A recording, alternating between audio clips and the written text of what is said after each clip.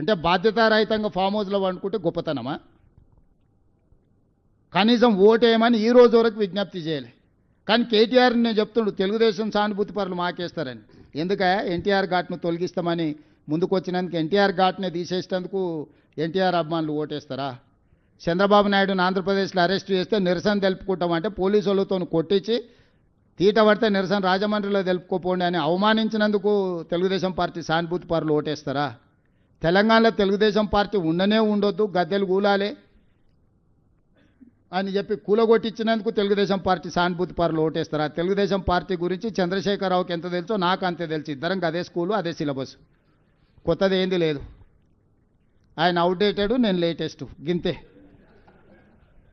తెలుగుదేశం కార్యకర్తలు ఏం ఆలోచన చేస్తారు, ఎప్పుడేం చేస్తారో మా ఇద్దరికి బాగా తెలుసు కదా, ఈ పిల్లకాకి తెలిసినా తెలియకపోయినా. కాబట్టి తెలుగుదేశం కార్యకర్తలకు సానుభూతి పరులకు నేను కూడా విజ్ఞప్తి చేస్తున్నాను, ఒక్కసారి గుర్తు చేసుకోండి.